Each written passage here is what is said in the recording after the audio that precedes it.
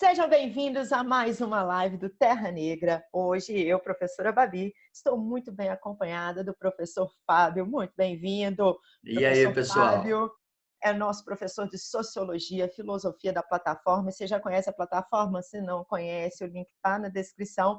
E também, professor Fábio, tem o canal Vestibular em Cena. Recomendo dar uma passada para quem está estudando pelo YouTube. É uma excelente recomendação. E aí, Fábio, tudo bem contigo? Tudo bom? E você, Babi? Uma Tudo satisfação estar certo. aqui para a gente poder falar mais uma vez sobre política e particularmente um assunto bastante contemporâneo, né, Babi? Porque a gente vai bater um papo sobre a cartilha iluminista e também sobre as três repúblicas brasileiras, né? Exatamente. Nós estamos acostumados, às vezes, a estudar de forma tradicional, onde os conteúdos eles ficam sendo trabalhados de forma isolada. E, às vezes, a gente não consegue entender bem o reflexo de pensamentos construídos, às vezes, há 2, 3 séculos atrás, nas nossas vidas, na vida política. E é o caso do que nós vamos ver hoje. Hoje nós vamos trabalhar o pensamento iluminista, a base deste pensamento, e como ele influenciou a formação da República Brasileira e como ele influencia o nosso pensamento até os dias de hoje. Bora começar, Fábio? Bora, vamos lá, compartilhar esse slide massa aqui que nós fizemos. Aí, vamos lá, galera.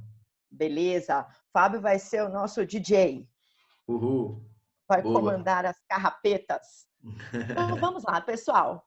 Olha só, o século das luzes. O século das luzes é o século XVIII, é conhecido como século XVIII, né? É um período de transformações bem profundas, não só políticas e econômicas, visto que nós estamos falando do século onde nós teremos a Revolução Francesa, a Revolução Industrial começando, mas nós também teremos uma profunda mudança na forma de pensar. E essa mudança ela vai ser impulsionada por um movimento intelectual que nós costumamos chamar de iluminismo. Em relação ao iluminismo, eu trouxe uma imagem que eu acho que ilustra o que a gente precisa analisar neste momento. Até então, a Europa, e vamos entender que quando a gente fala Europa, a gente precisa fazer um recorte um pouco mais específico. Nós estamos analisando principalmente o cenário francês e, em certa medida, o cenário inglês. E nós temos aquele absolutismo monárquico como sendo pensamento predominante na vida política, onde todas as medidas são tomadas pelo rei, que exerce um poder absoluto, dentro de uma sociedade estamental dominada pela nobreza, e numa sociedade onde a burguesia, embora exerça influência econômica, ela não tem influência política. E esse cenário vai se transformar no século XVIII. Mas para que ele mude, nós temos ali, caminhando lado a lado às transformações, um movimento intelectual que vai romper com as tradições vigentes até então, pautado basicamente na ideia da valorização da razão e no avanço da ciência, visto que o século XVII ficou conhecido como o século da Revolução Científica, onde grandes inovações vão acontecer. Nós temos aí, né, o clássico que todo vestibulando estuda, né, as leis de Newton, por exemplo, elas foram formuladas no contexto da Revolução Científica. Então, nós estamos falando em um momento onde há um avanço da ciência que faz com que a razão seja colocada como a principal forma de acessar e de produção de conhecimento. E essa imagem mostra para a gente a ideia dessa luz que vem do topo da cabeça, que vem da razão e que vem iluminar. Eu gosto de mostrar, inclusive, a parte de baixo dessa imagem, nós temos, né, a ideia do compasso, da régua, ou seja, de um cálculo exato. Apenas a razão é capaz de levar a compreensão dos princípios matemáticos para os princípios que fundam a natureza. Bom, então agora a gente já sabe. A burguesia quer poder político. A burguesia ela está produzindo e investindo na produção de ciência e ela está começando a pensar em como a política ela pode ser organizada para atender um número maior de pessoas, mas na prática para atender aos seus próprios interesses. Fábio, o que você achou? Tem algum comentário ou podemos partir para o próximo? E vamos para o próximo, porque aqui já dá para a gente entender as razões de Kant, né? Quando ele escreve resposta ao que é esclarecimento, né? É a saída do homem da sua menoridade, da qual ele próprio é culpado. Ou seja, aqui nós estamos falando da maneira como nós, indivíduos, somos dotados de autonomia, né? E aí, dentre as questões, a gente passa a discutir também as ideias de direitos, né? Exato. Essa é uma questão muito importante, porque hoje para muitos é naturalizada a ideia de que nós somos sujeitos dotados de direitos, né? Então, quantas vezes você já não escutou ao longo da sua vida: ah, mas eu tenho direito disso, eu tenho direito daquilo. Mas espera aí, será que desde todo sempre o homem ele se enxergou como sendo um sujeito de direitos? Bom, eu creio que não, principalmente antes desse século XVIII vir sacudir o campo das ideias, né? Isso já tinha sido pensado anteriormente, mas não com a forma que ele vai ganhar. Antes disso, nós já temos um certo pensamento sobre essa questão de quem tem direito e quem não tem. Trago para vocês o exemplo do Sr. Thomas Hobbes, o inglês Thomas Hobbes. Ele é conhecido como um teórico que contribuiu para as ideias absolutistas, principalmente em seu livro Leviatã. Certo, Fábio? Aham. E Leviatã que é aí, escrito em 1651, né? isto, E é ou bem seja, um interessante. período anterior a isso, mas já propondo uma reflexão, certo? Isso, correto. E o Leviatã é aquele que propõe O Leviatã seria um terceiro, né? Ou seja, um agente entre eu e você, um agente, um terceiro que passa a regular as nossas condutas, né? Ou seja, aí daí então deriva, começa a ser construída a ideia de um Estado legislador. Ou seja, o Hobbes, ele caminhou na ideia, ele caminhou no sentido de percepção de que todos os humanos, eles têm necessidades e comportamentos comuns, e que o ato da política, ele tem que estar vinculado ao atendimento dessas necessidades e contemplando esses comportamentos comuns. Mas, para Thomas Hobbes, para esse homem sair desse estado de natureza, que seria, portanto, algo negativo, um estado que caminha para o caos, ele abre mão desse direito para ser governado. Só que essa ideia ela vai se transformar. E ela se transforma a partir do pensamento de John Locke. O John Locke ele vai trabalhar com a ideia, né, de que os humanos são agentes racionais e independentes, com direitos que são naturais. Então, todo ser humano ele tem direitos que são naturais. No caso de Thomas Hobbes, ele vai falar que é o direito à liberdade, é o direito à propriedade e o que mais, Fábio? No caso do Hobbes, Não, do Locke. no caso do Locke, o direito à propriedade privada, né? As propriedades privadas e esses direitos naturais. Então, daqui a pouco eles se tornam também direitos civis, né? Exatamente, porque aí a gente começa a entender, quando Locke ele aparece na jogada, de que esses direitos inalienáveis, eles estão no campo não só da questão política, mas também no campo dos direitos civis. A gente começa a ter algo específico. Eu, enquanto sujeito, eu tenho direitos, mas eu também tenho deveres. Isso é uma questão interessante. E aí, caminhando nesse pensamento do Locke, ele se junta a uma sociedade política para serem protegidos pelo Estado de Direito. Então, ele cria aqui uma concepção fundamental para a gente compreender a política brasileira hoje, para a gente entender o que é o Estado brasileiro hoje, que é a ideia do Estado de Direito. Ou seja, ele é um Estado que ele precisa ser regulamentado por meio de limites e de um pacto estabelecido entre os seus cidadãos e o governante, para que ele, então, seja legítimo. E esse Estado ele tem uma finalidade importante. Guardem isso, porque quando a gente estiver lá na frente, falando sobre questões até mais atuais sobre a política brasileira, a gente tem que lembrar que o Locke ele vai dizer que o objetivo da lei é preservar e aumentar a liberdade. Então, essa é uma discussão importante que vai aparecer muitas vezes na contemporaneidade, que é a lei ela é para limitar ou a lei ela é para garantir essa liberdade? Fábio, você que trabalha com a filosofia e com a sociologia, essa é uma discussão muito intensa, certo? Com certeza. No ramo, se a gente seguir esse raciocínio do iluminismo britânico, daqui a pouco também a gente vai ter, por exemplo, um Edmund Burke falando de uma liberdade positiva e de uma liberdade negativa, né? Ou seja, essa liberdade que nos constrange para que os outros tenham liberdade também. E aqui, Babi, é legal a gente destacar em cima disso que você já colocou, que em Locke nós também temos o direito à revolta, né? Ou seja, se o Estado me constrange, ou seja, se o Estado cerceia e limita a nossa liberdade, nós teríamos então o direito de nos revoltar contra ele. Daí então a razão de se defender liberdade de expressão, carreatas, né, ou então também até mesmo passeatas contra os representantes políticos ou então contra o governante. Ou seja, o nosso direito de ir e vir, a nossa liberdade de pensamento e de expressão seriam fundamentais e, como a gente diz nas leis, inalienáveis, né? Ou seja, coisas sem as quais não podemos viver. Exatamente. E aí, se a gente for pensar nisso, olha para você ver, só para a gente já caminhar na aula e pensar, nós fizemos uma reflexão sobre pensamentos que surgiram no passado, mas que eles são extremamente atuais quando a gente pensa o hoje. Ou seja, é muito comum a gente falar sobre liberdade, né? Eu gosto muito, por exemplo, do debate da liberdade de expressão, porque ele tange muito esses vários pensamentos, porque você pode explicar e refletir a partir da luz de pensamentos diferentes que compõem uma mesma estrutura. A ideia de que todos somos livres para nos expressar. Agora, vamos pensar mais a fundo, vamos caminhar. A gente falou um pouquinho agora do absolutismo britânico. Vamos entender que o absolutismo britânico está de um lado e que do outro lado nós temos aqui a questão política em que o Brasil foi fortemente influenciado pelo pensamento iluminista francês. E aí a gente vai começar pensando um pouquinho sobre o Montesquieu.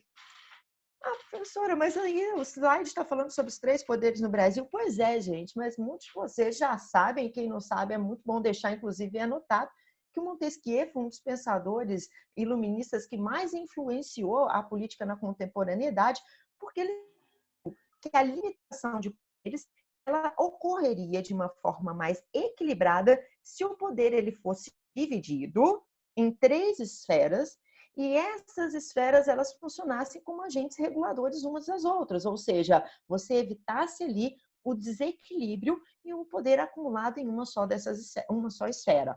No caso do Brasil, a gente vai ver isso sendo aplicado desde o início da nossa vida republicana. Desde a nossa primeira Constituição Republicana, em 1891, e aí eu estou excluindo o Império, tá, pessoal? Mas é só porque nosso recorte aqui é trabalhar a República, tá? Mas nós também teremos isso no Império. Mas no caso da República Brasileira, desde a primeira Constituição Brasileira, em 1891, o Brasil é dividido em 3 poderes: o Executivo, o Legislativo e o Judiciário. Brasília foi uma cidade construída durante o governo de JK, né? Foi uma obra-prima de JK. E uma coisa interessante é que Brasília, os prédios de Brasília, eles foram construídos para abrigar os poderes. Então, eles também são carregados de símbolos e de uma estética própria muito interessante. Então, trouxe aqui para a gente poder observar e pensar um pouco sobre isso. O que é o poder executivo no Brasil? É o poder exercido pelo presidente, pelos governadores e pelos prefeitos. No caso, eu trouxe aqui o Palácio do Planalto, que é a sede do governo federal brasileiro. É o prédio mais importante do federal, é aqui que o presidente trabalha. E a gente muitas vezes acha que aqui é que as decisões saem efetivamente do Brasil. E esquecemos que nós temos outros poderes que também influenciam grandemente a nossa política, enormemente a nossa vida política, como é o caso do poder legislativo. Eu trouxe para vocês quais são os principais órgãos do legislativo.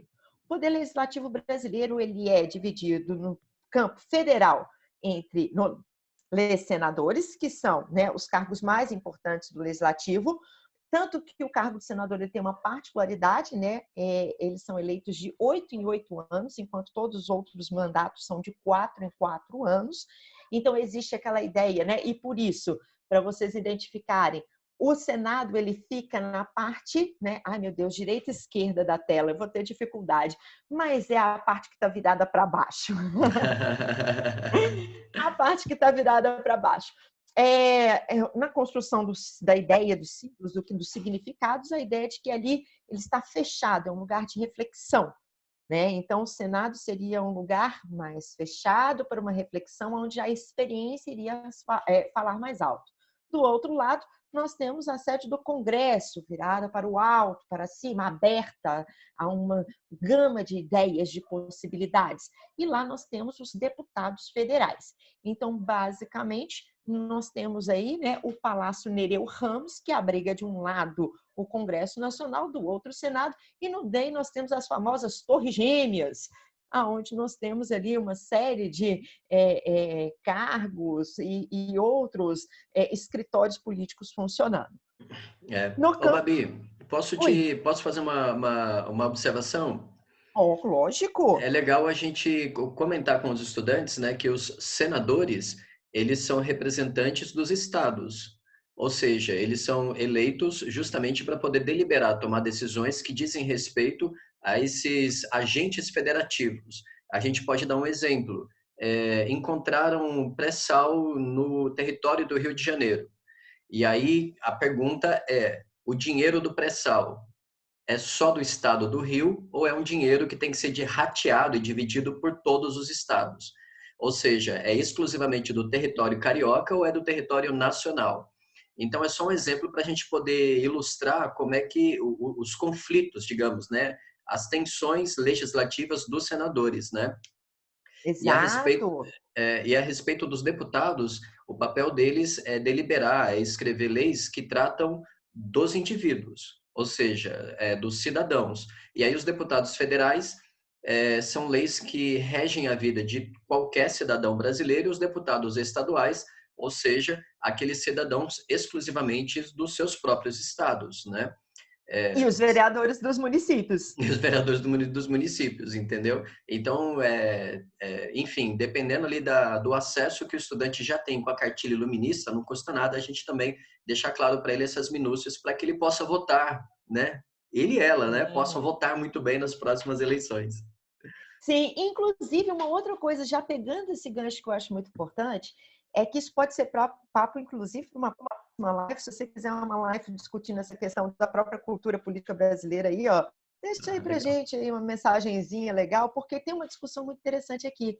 O Brasil e muitos historiadores e cientistas políticos falam que isso pode ser até uma certa herança da monarquia, da ideia da centralização do poder executivo no Brasil. No Brasil, nós temos uma certa tradição de desprezar no processo eleitoral os cargos do legislativo.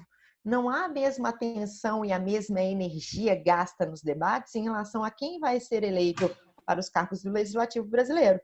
Tanto é que você pode ver que as pesquisas que são feitas pós-eleição, elas mostram isso claramente. Você pode fazer uma pesquisa na internet que você vai ver que a maior parte dos eleitores não sabem quem que eles votaram nas últimas eleições para vereador, por exemplo. Ou umas pesquisas que existem que são interessantíssimas, que mostram que os motivadores do voto são muito diferentes.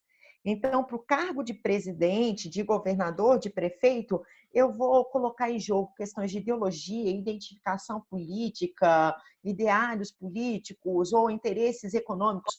Quando você pensa nos cargos legislativos, isso funciona principalmente para vereadores, deputados estaduais, funciona muito aquele que é o conhecido, aquele que existe um critério de escolha subjetiva que faz com que a gente tenha situações muito interessantes que ao mesmo tempo que nós temos uma grande diversidade no Congresso, essa diversidade ela não existe.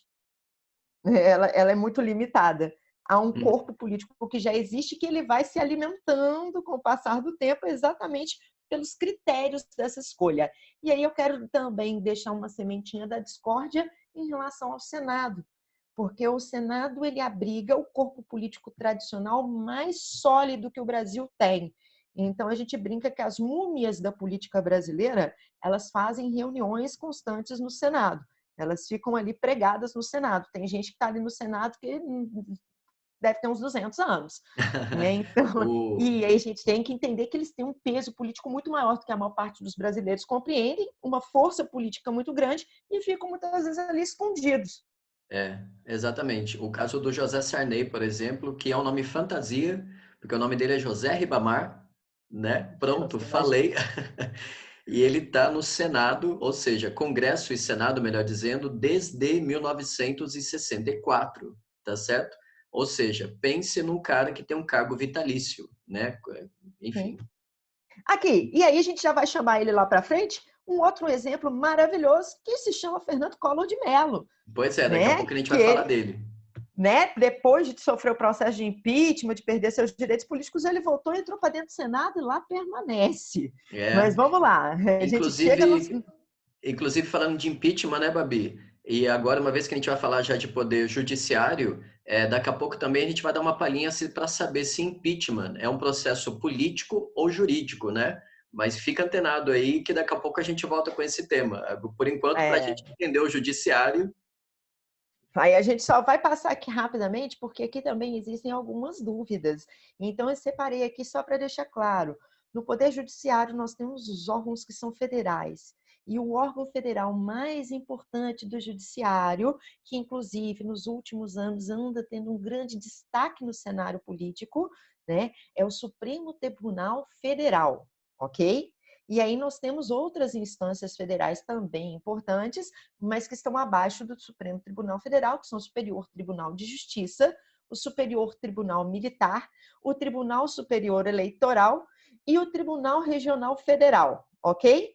Tá faltando um tribunal aí que eu deixei ele de fora porque nós temos o Tribunal Superior do Trabalho, mas nós temos uma reforma trabalhista que, após ela ter acontecido, nós também vamos ter o reflexo disso na estrutura do próprio judiciário. Né? Mas mais para frente nós vamos trabalhar reformas, a gente pincela isso mais uma vez. E no campo estadual nós temos os tribunais regionais. Podemos ir para frente, Fábio? Então, Abi, rapidinho, me lembrei de uma Perfeito. coisa que pode ser bem legal. A respeito do Poder Judiciário, talvez seja legal deixar claro nessa lógica do Montesquieu, de que para você ocupar, ou seja, melhor dizendo, né, quando um advogado, enfim, um homem ou uma mulher, né, vai ocupar o STF, o Supremo Tribunal Federal, ele é indicado pelo presidente, pelo executivo. Aí o executivo indica a pessoa que é sabatinada pelo Senado, pelo Legislativo, e depois de sabatinado, ele ocupa um cargo no judiciário, né? Então existe essa lógica nesse equilíbrio assim, que convenhamos, no Brasil, enfim, a gente sabe muito bem que não tem muito equilíbrio, mas o trâmite é justamente esse, é o executivo indicando, o legislativo sabatinando, então você compõe o STF, que é composto de duas turmas, né? Ou seja, são 11 pessoas, porque afinal de contas a justiça tem que ser ímpar, então são 11 pessoas divididas em duas turmas. E a divisão das duas turmas é somente para poder dar rapidez nos trâmites jurídicos, né? Sim. E por último, rapidamente, é legal falar, é legal dizer que aqueles que a gente vê no STF, eles estão do lado da Constituição. São os caras que interpretam as leis, não tem ninguém acima deles, eles interpretam a lei e falam, ó, isso é constitucional ou não é constitucional, né? E de cima para baixo, então, eles emanam as leis, né? As interpretações. Vamos Bom, lá? então, aí seguindo, eu queria só fechar, porque a sua fala, eu acho que ela foi muito importante, perspicaz, por uma questão. Eu acho que nesse ponto da aula, os nossos alunos já têm condições de entender que a gente precisa quebrar com aquela lógica de que quem manda no Brasil é o presidente. A gente já começou a falar sobre isso. Nós precisamos, para entender a situação política atual, para entender o Brasil politicamente, nós precisamos entender essa complexidade das instâncias de poder, de como elas agem, de como elas podem interferir em processos políticos, na justiça, né, na construção e na criação de leis. Então, acho que esse é um recado importante para a gente dar prosseguimento. E vamos embora. Legal. Bom, sobre o Rousseau. O Rousseau, gente, aí eu até conversei isso com o Fábio, que eu tenho que me segurar para eu não empolgar demais com o Rousseau. Porque como a gente está trabalhando com essa conexão em relação à história brasileira, a gente tem que, então, ter foco. A palavra é o foco. Então, vamos lá. O que eu separei com muito foco e cuidado para não me estender? Primeira coisa que nós precisamos pincelar é o fato de que o Rousseau, dentre todos os teóricos iluministas, ele é considerado o teórico mais radical, tá? Pela sua relação com a ideia da revolução como um caminho para uma transformação profunda da política. Tá? E isso vai fazer, inclusive, com que o iluminismo francês ele esteja de um lado, vamos dizer assim, daqueles que de alguma forma entendem a revolução como um caminho. Tanto é que eu coloquei essa imagem é uma pintura que eu gosto muito, que fala sobre, né, que apresenta aí a queda da Bastilha, que vai acontecer no dia 14 de julho de 1789, um marco importante da história, e o Rousseau talvez tenha sido o teórico que mais influenciou a Revolução Francesa. O Rousseau ele tem algumas ideias que elas podem nos ser muito caras na nossa proposta de discussão. Então, rapidamente, para o Rousseau, né, o poder ele é oriundo de um contrato entre governantes e governados, tá? E dentro desse contrato, quando o governante não cumpre vamos dizer assim, esse acordo, ele pode ser deposto. Mas aí, que acordo seria esse? E aí eu quero entrar no debate que eu acho que pode nos ser mais válido neste momento para a nossa proposta, que é a ideia da vontade geral, contrapondo a ideia dos interesses particulares.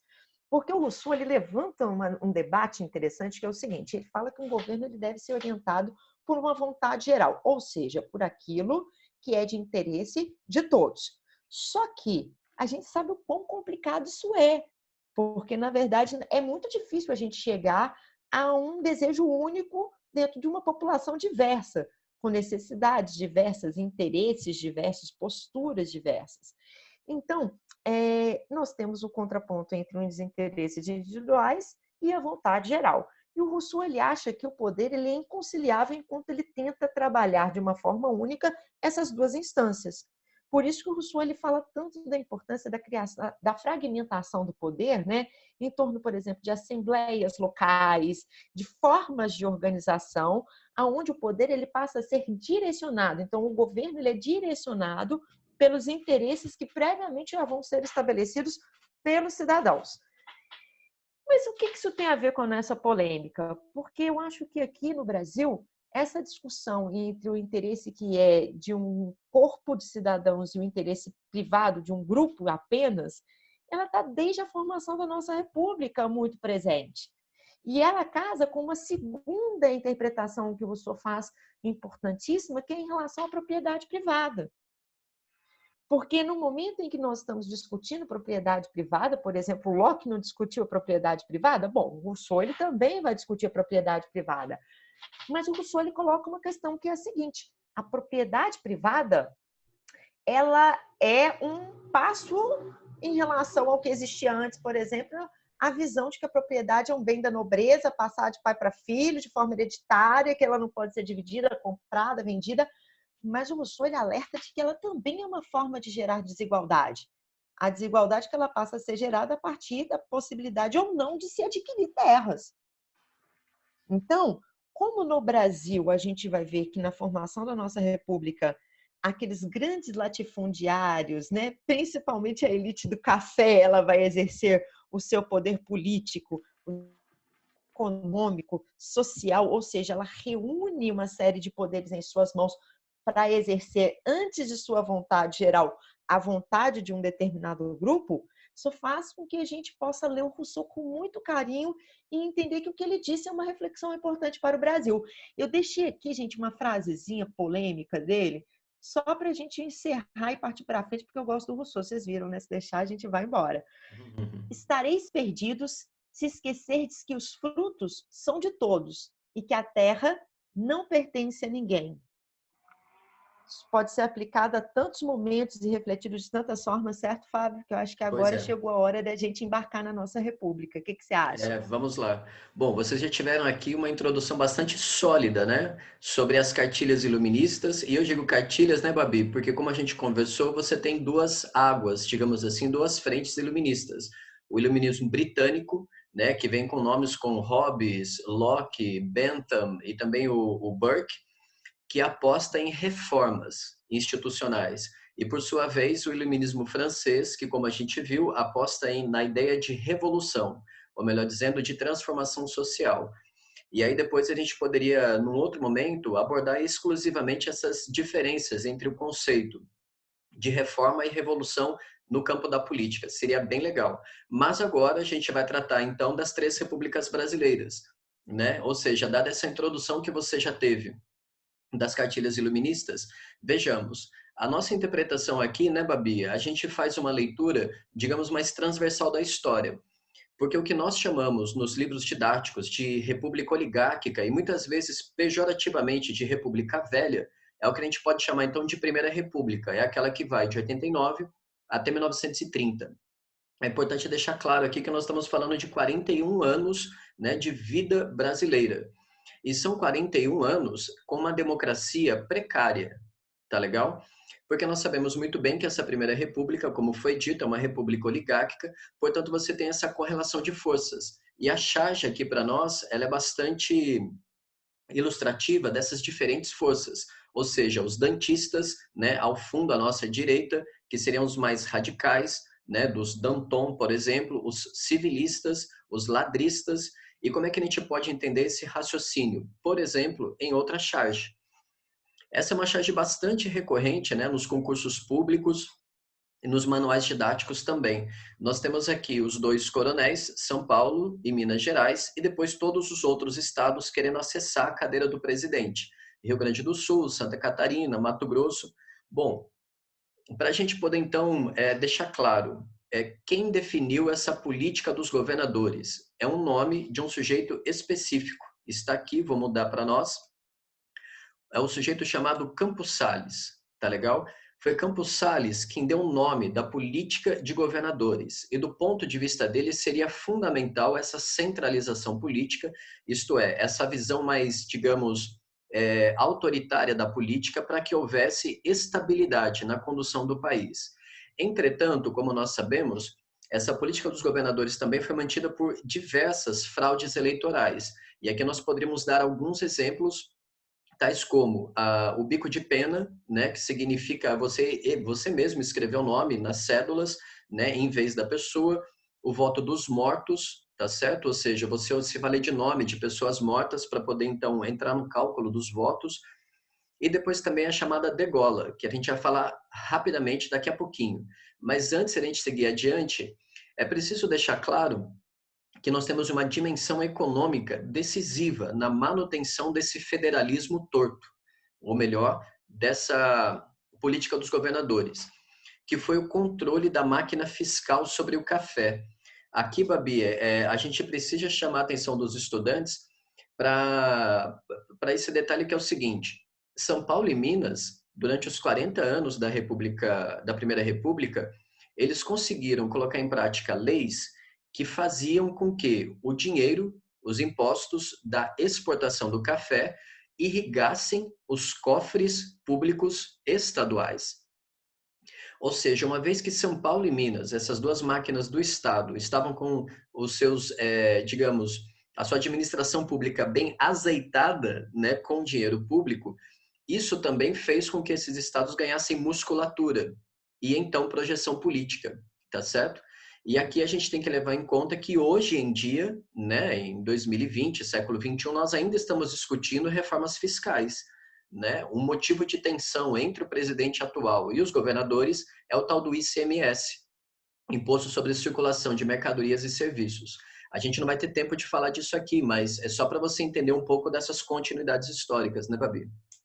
Exatamente. E uma coisa que eu acho interessante, que dentro dessas continuidades históricas, uma coisa que é importante é o Estado para quem e cortar para quem, né? Porque toda reforma implica em, muitas vezes, cortes e transformações.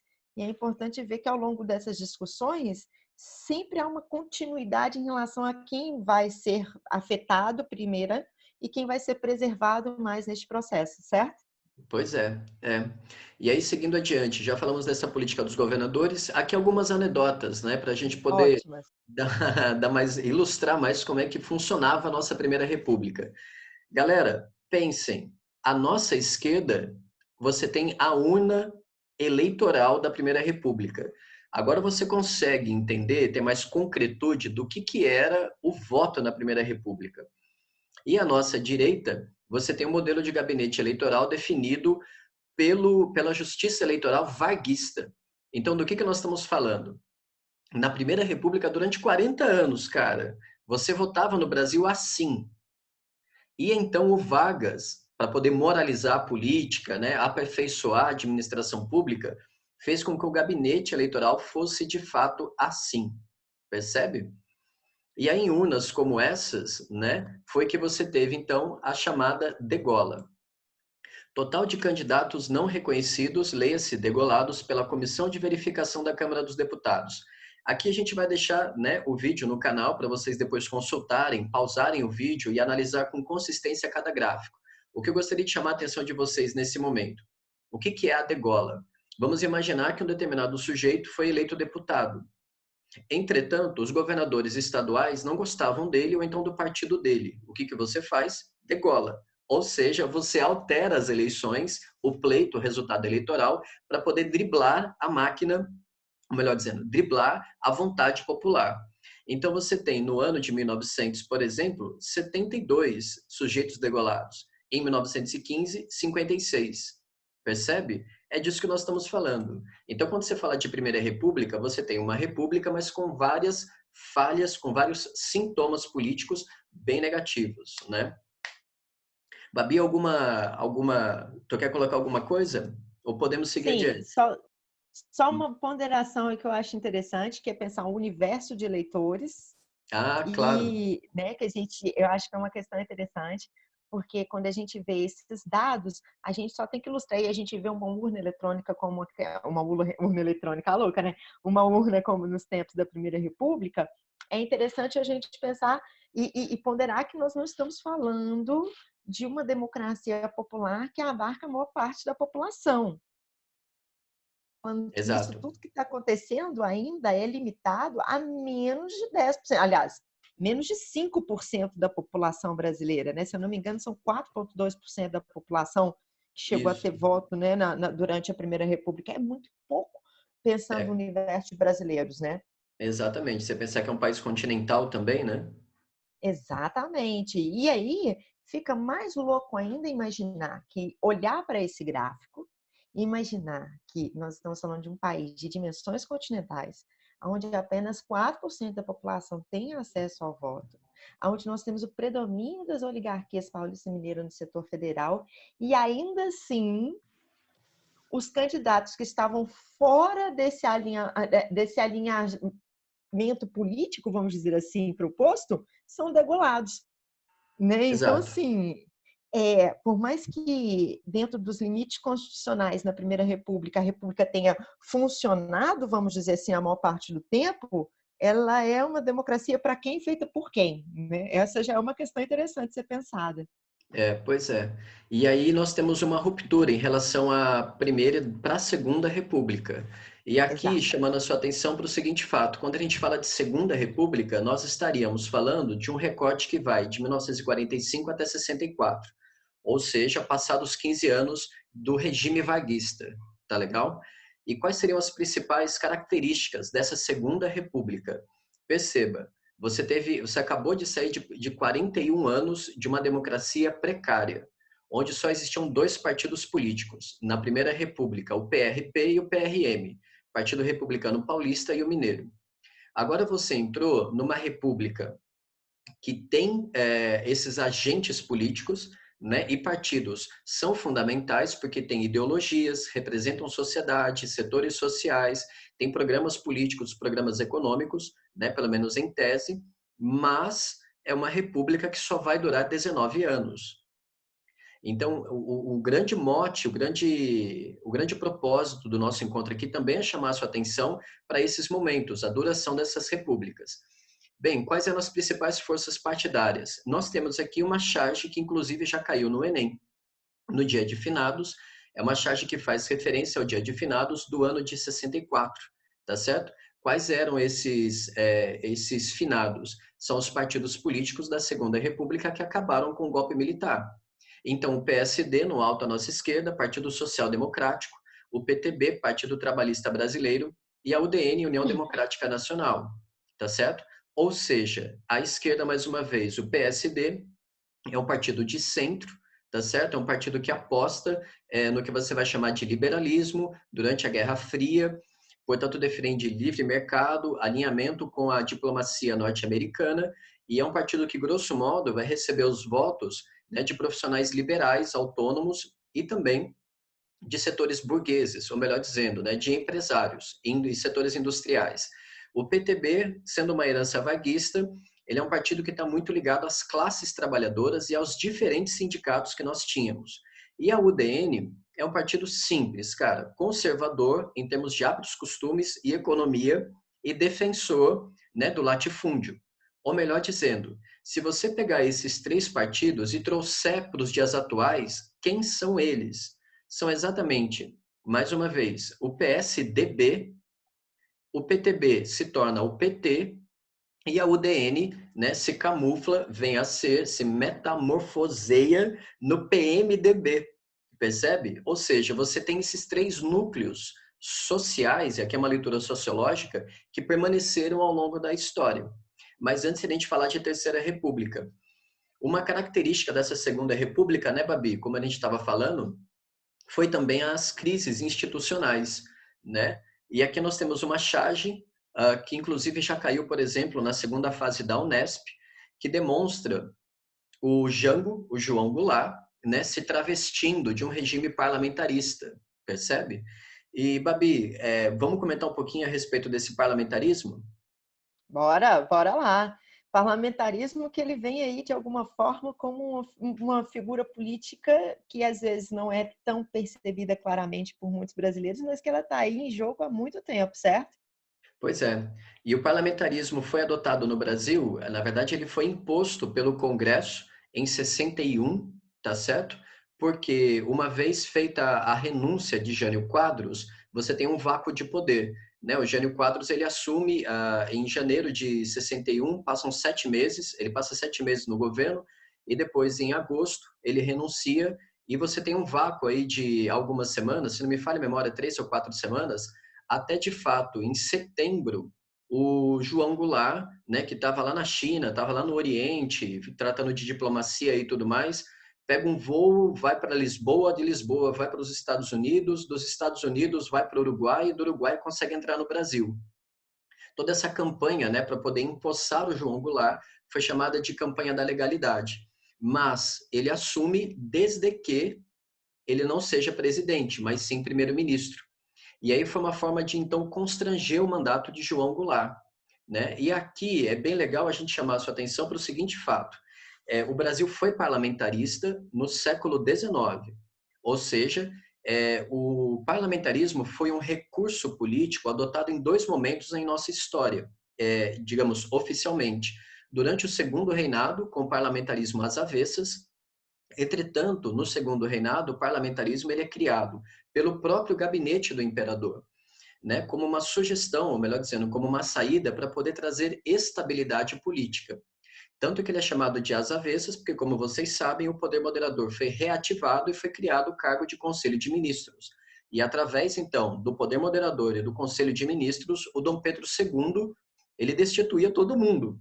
Ou seja, ele trocava o primeiro-ministro e dissolvia o parlamento, coisa que aconteceu 32 vezes nos 40 anos do Segundo Reinado. Agora, por sua vez, aqui no auge da Guerra Fria, em 61, né, o parlamentarismo ele é imposto pelo Congresso a um presidente eleito. Leia-se, você até 64, você votava. Não era chapa coligada, tá legal? Você votava, chegava nas urnas e votava para presidente e depois votava para vice. Por que é importante chamar sua atenção para isso? Porque a população brasileira elegeu um conservador, que era o Jânio Quadros, para presidente, e um cara de esquerda para vice, cara. Entende? É a mesma sociedade. É por essa razão que você tem essas tensões, entendeu? E então, o fim da história, o parlamentarismo ele dura 3 anos e em 63 ocorre um plebiscito, né? E a população vai às urnas e escolhe novamente o presidencialismo. É importante destacar que 9 de cada 10 brasileiros, em 63, escolheu o presidencialismo. Tá legal? Babi, nós tivemos um plebiscito também em 93, né? Sim, sim. Ó, antes, vamos fazer um detalhe que eu acho muito interessante. Nos 2 plebiscitos, que é um ponto que chama bastante atenção. Como nós tivemos essas breves experiências parlamentares, e essas experiências parlamentares elas são muito peculiares, e nós temos que entender que a maior parte da população brasileira não tem muito uma educação política básica, né, na escola, na vida. O que acontece? Nós precisamos entender que existe uma plebiscito, fato de que para muitos brasileiros não estava claro o que seria o parlamentarismo, tanto quanto o presidencialismo, onde ele tem lá a figura do presidente. Então, eu voto porque eu tenho um cara que eu vou votar nele, que ele vai ser o presidente e que vai ter o poder. Então, existe também um reflexo aí da população brasileira, que é a mesma que vota num conservador e num cara de esquerda. Isso Pois explica é. muita coisa. E isso vai explicar também uma coisa muito louca que vai acontecer no plebiscito de 93. O que aconteceu, pessoal? Na Constituição de 1988, né? Foi previsto que seria feito tempos depois, já estava tudo previsto, tá, gente? Porque uma dúvida que os vestibulantes muitas vezes têm é que o plebiscito de 1993 tenha ocorrido por conta da crise política relacionada ao impeachment do Collor, o que é um equívoco. Tá? Isso não está associado ao impeachment do Collor. Essa associação tem que ser feita com a Constituição. O plebiscito ele estava previsto constitucionalmente. Certo, Fábio? Exato, É exatamente. uma confusão que sempre rola. E aí, o que aconteceu? Nós teremos a opção, né, entre o presidencialismo, o parlamentarismo, e nós temos uma novidade no plebiscito de 93, que é a opção pela monarquia parlamentarista. E Exato. houve uma campanha, né? E aí a gente tem que entender que em 93 o principal ponto dessa campanha foi que foi feita uma campanha na televisão, um horário, como no período eleitoral. Então, essa foi uma discussão que ela ganhou o Brasil via televisão e tudo mais, e nós tivemos um resultado que, mais uma vez, vai afirmar o presidencialismo. Né? Então, em 1993, mesmo com o presidente impeachmentado e o sistema político em crise, o presidencialismo, mais uma vez, vai vencer. Mas a questão mais intrigante que tem a ver com essa questão de uma figura de poder que a gente tem no resultado desse plebiscito tem a ver com a monarquia, certo, Fábio? O que 15, aconteceu com o cerca de, resultado desse plebiscito? cerca de 15% da população brasileira votou pela monarquia. Isso é uma coisa que demonstra, né, como o conservadorismo, ou então uma forma de conservadorismo, tem adesão social, né, no país. É uma coisa assim Então, a estudada, analisada, né? bom, vamos lá. Então, Fábio, a gente já pode começar a associar que esses 15% de pessoas que votaram na monarquia, então vamos pensar agora um pouquinho para a gente já caminhar na nossa discussão. Conservadorismo, conservar, certo? Então, as pessoas que defendiam a monarquia, elas podem ser associadas ao pensamento conservador, porque a ideia deles não é de rompimento, mas de um resgate de algo ou então manutenção, a conservação de uma tradição. E isso é interessante porque ainda hoje, com todas essas discussões políticas recentes, nós temos um grupo monarquista no Brasil até que fez um certo barulho aí e que ele está intimamente ligado com a área, com a ala, né, conservadora. Então, acho que agora a gente consegue mostrar que existe uma relação bem próxima, certo? E bola para frente. Exatamente. E esse conservadorismo, né, esse termo, leva a gente, digamos, para a Terceira República, ou seja, para nossa, para os finalmente aqui do nosso encontro. A Terceira República que traz para nós, né, quando a gente fala de Terceira República, nós estamos trazendo de 1988 até os dias atuais. E aqui, né, como que recuperando as informações aí, lembre-se mais uma vez, a Primeira República dura 41 anos, mas com fraudes eleitorais. A Segunda República você tem partidos, você tem ritos eleitorais, os mandatos são de 5 anos e você tem uma justiça eleitoral. Legal, cara. Só que só dura 19 anos. E com Agora, detalhe, um presidente renunciou e uma isso, tentativa de parlamentarismo no meio do caminho. exatamente. Com uma tremenda crise institucional.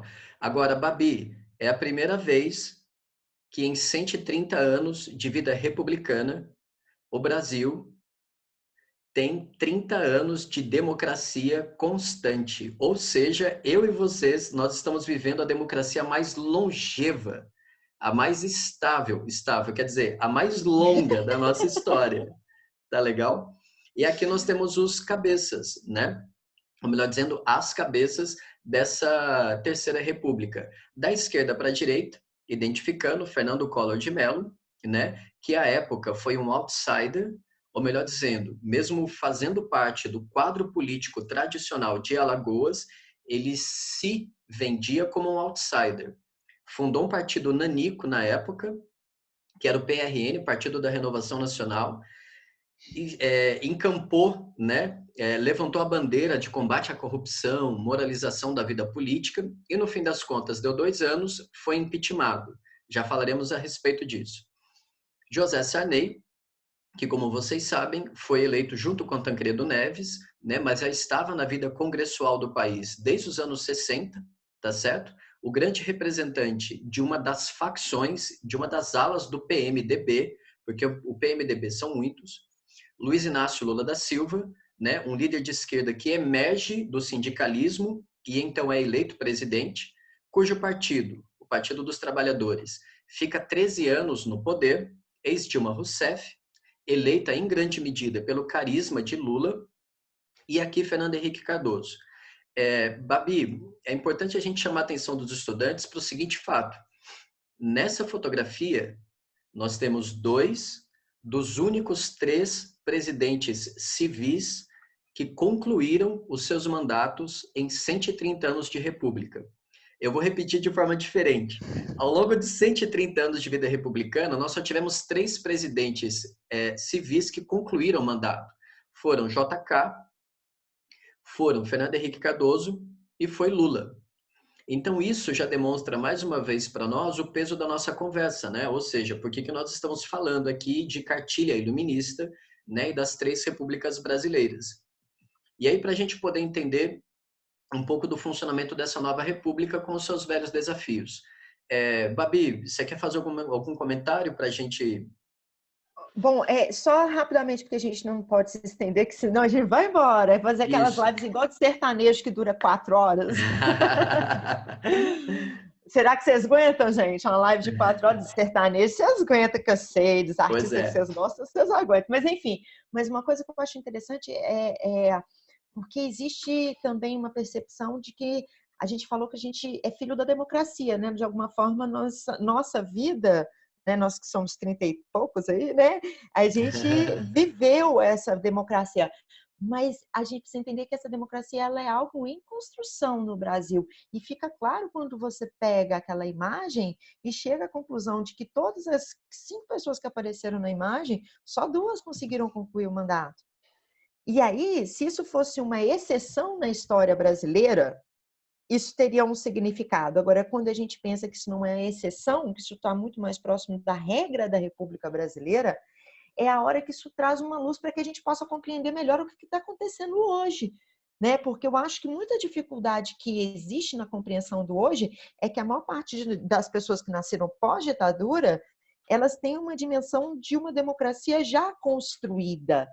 E aí a gente precisa entender que é algo processual e que continua. Né? A gente tem, por exemplo, uma coisa que aí a gente já pode ir para a próxima imagem, que eu já vou deixar um gancho para você entrar nas reformas, que é interessantíssimo, porque existe hoje a ideia, dentro dessa polarização política, da ideia de inimigo, como se a sucessão da presidência ela servir necessariamente para desconstruir o que o anterior fez ou para romper.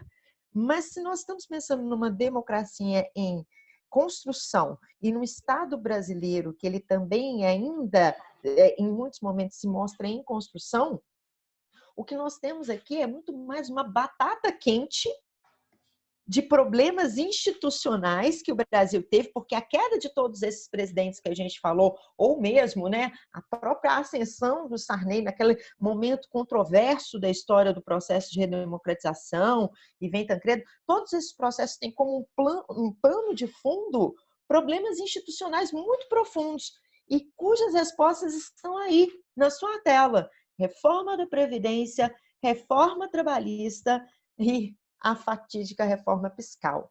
E para entender o peso dessas reformas e como que elas comprometeram o mandato de cada um desses presidentes que estão nessa imagem, a gente precisa entender esse Estado, ele é um Estado onde quem vai pagar o preço dessa reforma e quem vai se beneficiar. Mas quem vai falar isso para a gente vai ser o Fábio. Então, Babi, para a gente poder entender o que são esses 30 anos então, de nova república, digamos.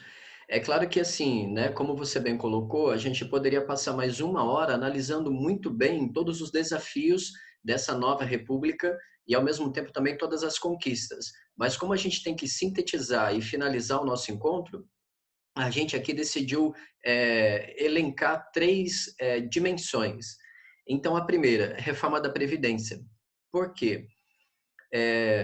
Pensem, isso é estatística, tá certo? O Estado brasileiro dedica 40% do seu PIB para poder manter o próprio Estado funcionando. eu vou interpretar de maneira diferente. Você pensa numa casa que, por exemplo, todas as pessoas elas arrecadam 5 mil reais, né? Numa família que ganha 5 mil reais por mês. Só que desses 5 mil reais, 2 mil reais, por exemplo, é só para poder manter a própria família de pé. Ou seja, é muita gordura, é muito dinheiro público, mentira. O dinheiro público, na verdade, ele também pode ser avaliado como um dinheiro arrecadado pelo Estado dos trabalhadores e trabalhadoras, combinado? Ou seja, esse papo de dinheiro público também precisa ser relativizado porque é um dinheiro arrecadado da própria sociedade. O Estado não produz riqueza, ele administra riqueza. Então, voltando do que nós estamos falando, uma reforma da Previdência, ela sempre foi necessária. O FHC fez um pouquinho da reforma, o Lula fez parcialmente, né? Aumentando a contribuição, o tempo de contribuição dos funcionários públicos. A quem coube de fato a reforma da Previdência? Ao Paulo Guedes, né, no ano de 2019. E foi uma reforma, assim, depois a gente pode dedicar uma outra live a respeito só desse tema também. Foi uma reforma, turma, que conseguiu sacar 1 trilhão, para ser bem exato, 870 bilhões do dinheiro da Previdência. Isso significa que era um dinheiro do próprio trabalhador, dos próprios trabalhadores, que então o Estado disse, olha, a partir de agora esse dinheiro é meu e eu não vou mais dedicar esse dinheiro para vocês. Então, assim, é um drama, é um tema bastante polêmico sobre o qual a gente tem que falar. Porque, afinal de contas, como a Babi colocou, essa reforma da Previdência foi feita sobre nós, e não sobre o funcionalismo público, nem sobre os militares, tá certo? Segunda coisa, a reforma trabalhista. Reforma trabalhista que tinha como princípio, digamos, desonerar né, o preço do trabalho, ou melhor dizendo, dar mais fluidez para a economia e tentar gerar mais emprego, né, o que se chama de empregabilidade. Nenhum presidente conseguiu fazer porque nenhum presidente ousou fazer essa reforma trabalhista, porque é uma reforma extremamente impopular. E de impopularidade, o Michel Temer entendia. Então, uma vez que ele estava no cargo de maneira interina, isto é, só por 2 anos, e ele só tinha 3% de popularidade, pense num presidente desse jeito. E o Michel Temer sempre foi um representante do PMDB, então ele conseguiu manejar muito bem isso daí dentro do Congresso e aprovou essa reforma impopular. A terceira e última reforma seria uma reforma fiscal. Aqui, turma, é importante deixar claro o seguinte, o que a gente está falando quando a gente diz reforma fiscal, então reforma tributária? Significa, grosso modo, dizer assim, estados, município, estado e União, certo? O governo federal, estado, tire a mão do nosso bolso. Ou seja, a gente precisa continuar trabalhando e pagar menos impostos para poder consumir mais, para poder produzir mais e gerar mais circulação de riqueza. Porque a carga tributária no Brasil, ela só é equivalente a um país chamado Estônia. Acontece que você não tem lugar no mundo que você consome um iPhone da Estônia, um carro da Estônia, ou seja, que tipo de produto a Estônia, de fato, produziu para a humanidade. Perceba que eu não estou sendo aqui nada preconceituoso, é uma pergunta legítima e verdadeira. Qual que é a comparação? Ora, por que o Estado, então, arrecada tanta riqueza nossa e não dá serviços de volta? Então, grosso modo, essa nova república com velhos desafios leva a gente a entender o Estado brasileiro como um leviatã anêmico. Repito a expressão, um leviatã é aquele sujeito, né? É um Estado que é parasita, ele está onipresente na sociedade. Mas por que ele é anêmico? Porque ele arrecada muito dinheiro, ele irriga o seu bolso, mas não devolve em serviços sociais. Então, esse é um desafio para nós. Um outro desafio, né, Babi, aqui eu acho que a gente poderia encerrar o nosso encontro falando dos 2 impeachments, hein? O que você acha? Perfeito, perfeito. Aí, só voltando no outro slide, porque eu vou linkar isso tudo. O Manda que ver. faz a diferença nesse processo de reformas?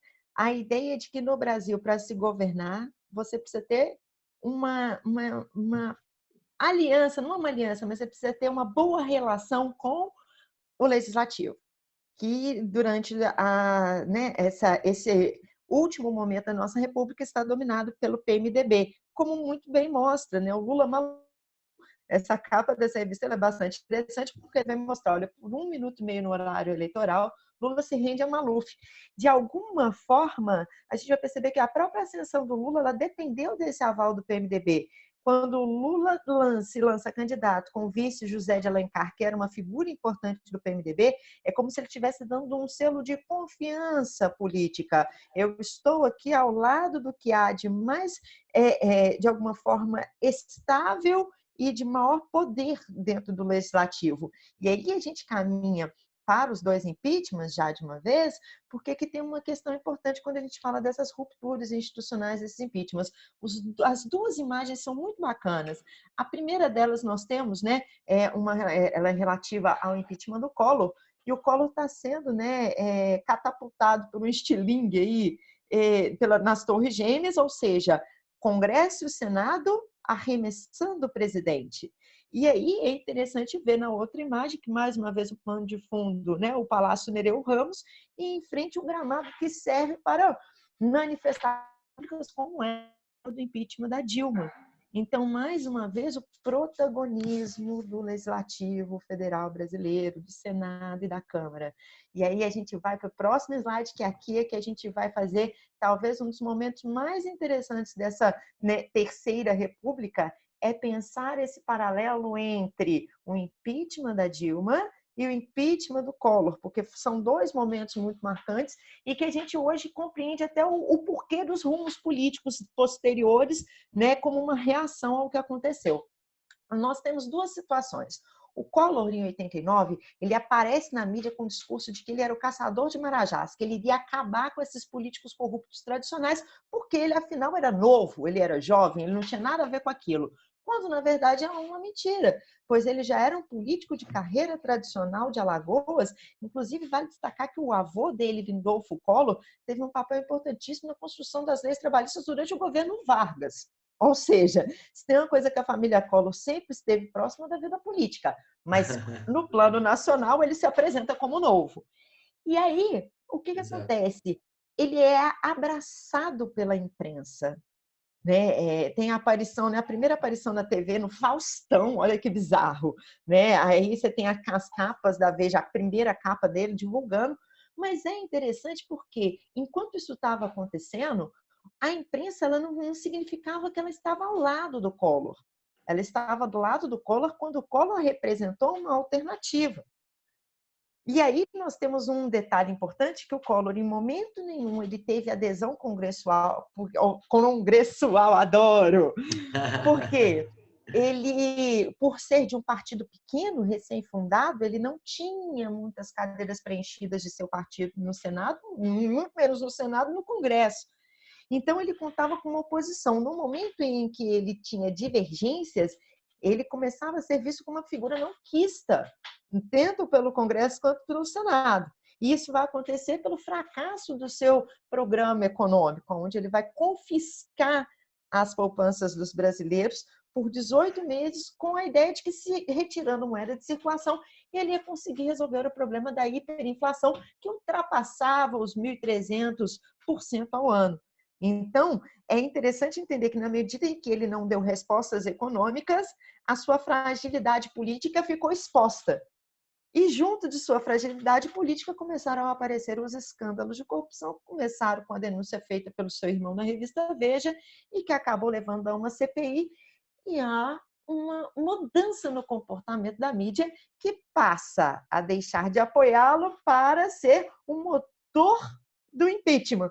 Eles vão conseguir mobilizar a opinião pública, trazendo esses escândalos à tona, incentivando o movimento, por exemplo, dos caras pintadas. Tá? Então, percebam, nós temos aqui 3 elementos importantes que vão dialogar com a Dilma em alguma medida. Por quê? No caso da Dilma, e a gente não vai poder entrar pela extensão da live, nós temos a Dilma entrando no seu 2º mandato, não sendo aquela que vai combater a corrupção, mas sendo atacada por fazer parte de um partido que estava sendo alvo da Operação Lava Jato, que investigava corrupções ligando, né, propinas do PT e a Petrobras. Então, o que acontece? Nós temos um cenário que ele parece ser diferente, mas na hora do papel da mídia ele foi muito próximo, porque na hora de atacar a mídia também vai mudar muitas questões.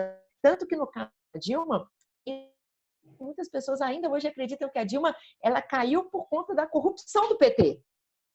Quando, na prática, o processo que leva a Dilma ao impeachment não tem a ver com a questão da Lava Jato em si, mas a força do discurso ligado à corrupção no Brasil é muito forte, é muito intensa. E ela tem muito a ver com o que nós falamos lá no início, que é a ideia do conservadorismo no Brasil. O conservador é aquele que delega contra a corrupção, mesmo que ele seja um pouquinho corrupto por debaixo dos panos, né? Mas, enfim, isso é papo por uma outra hora. Mas aí eu chego num ponto importante, que é a questão da divergência com o Congresso. A Dilma, quando ela bate de frente com o Congresso, principalmente com o Eduardo Cunha, cadê o Eduardo Cunha? Saudade de falar mal de Eduardo Cunha? Diz que ele voltou para casa por conta do Covid, está lá de tornozeleira. Aí, ó. Ela bate de frente com o Eduardo Cunha. E quando ela entra em divergência com o Congresso, a porta do impeachment estava aberta. Finaliza esse impeachment para a gente seguir, então, Fábio, porque aí a gente já vai embora. Bora lá. Beleza. Então, a partir de tudo que a Babi colocou, é legal também lembrar o seguinte: em 92, no impeachment do Collor, existia um forte consenso na sociedade. O impeachment do Collor foi uma unanimidade, porque houve provas e indícios de que a pessoa do presidente desviou dinheiro público. Tudo bem? Tudo bem que estava ligado à compra de um carro, uma Elba, mas enfim, né? Uma Então Elba. existiam evidências e toda a sociedade estava convencida do impeachment. No caso da Dilma, é importante deixar claro que isso polarizou a sociedade. E por que polariza? Também porque não houve prova, não existem indícios que liguem a pessoa da presidente ao desvio de dinheiro público, ou melhor, a escândalos de corrupção, a pessoa da presidente e muito menos a qualquer crime. Eu sei que o que eu estou afirmando aqui pode ser polêmico dependendo da sua posição política, das suas convicções pessoais, né? Já se disse, isso foi um conservador que disse que convicções são os ossos, né? Ou seja, o cachorro gosta de osso e a gente gosta de convicção. É uma coisa que a gente não larga tão cedo. Mas feita essa brincadeira com vocês, o que eu estou falando? E é preciso deixar claro. No caso da Dilma, houve uma interpretação jurídica que então entendeu a pedalada fiscal, isto é, uma forma de você manejar recursos públicos e postergar, jogar para frente o pagamento da dívida pública como um exercício de crime fiscal, como crime administrativo. Espero ter sido claro. Isto é, se o impeachment do Collor foi consensual, no impeachment da Dilma nós não tínhamos esse consenso e isso polarizou a sociedade.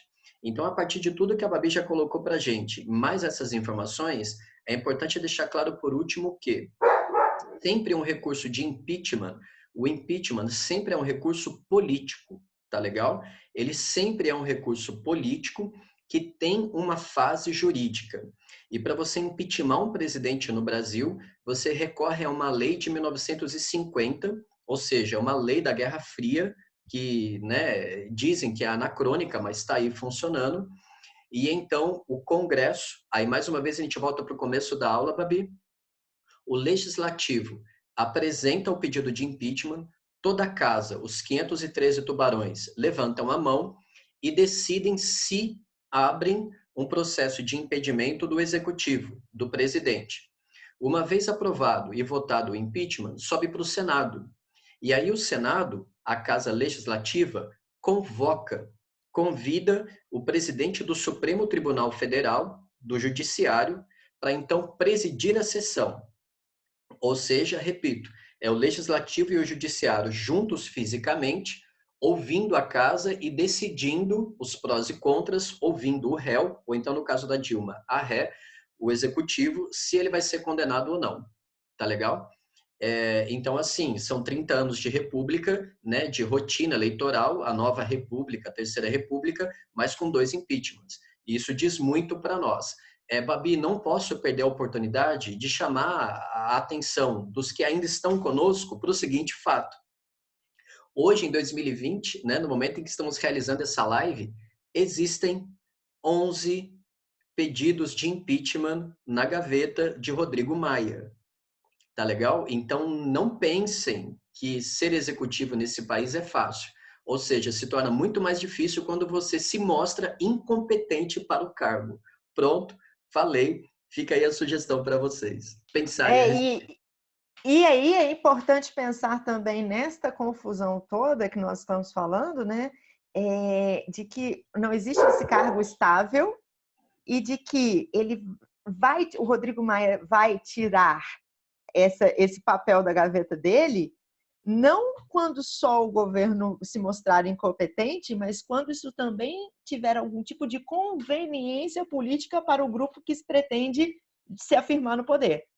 Então, é interessante pensar também que política não é a luta do bem contra o mal, mas uma dança das cadeiras. Isso, exatamente. Competência também entra nessa dança das cadeiras quando necessário. Bom, finalizar, quanto tempo a gente tem aí de live para eu saber? 1h10. Opa, então vamos finalizar já? A gente já Vamos. vai para a última? Beleza. Ô, gente, depois nós vamos fazer mais lives aprofundando todos esses temas que surgiram, porque a live vai indo e a gente acaba perdendo às vezes a hora. Bora lá. Para finalizar, uh, chegamos ao fim concluindo que nossa democracia não está pronta, mas em processo. E um processo pouco linear, um É. processo cheio de pedras no meio do caminho. Vamos lá, eu falo uma charge, você fala outra para as lágrimas caírem? Fique à vontade, pode Vamos começar. finalizar com lágrimas. Bolsa Família, dá para trocar por um emprego? Esse é um debate pesadíssimo nos tempos atuais, que ele está relacionado a uma visão em que ou você tem um Estado assistencialista ou você cuida dos problemas sociais da população através da geração de empregos. E essa foi uma polarização construída no Brasil e que gera um impasse onde quem sai perdendo é o pobre. Né? Eu acho que nesses embates políticos está muito claro que quem está no poder, todas essas esferas que nós estamos vendo de poder até agora, elas estão tendo de alguma forma os seus interesses sendo mediados. Mas quando isso chega até o povo, é o que a gente precisa, inclusive, fazer uma live, Fábio, eu já vou deixar aqui anotado, para a gente discutir essa ideia, porque você falou tão bem sobre a questão do dinheiro público. O que é público?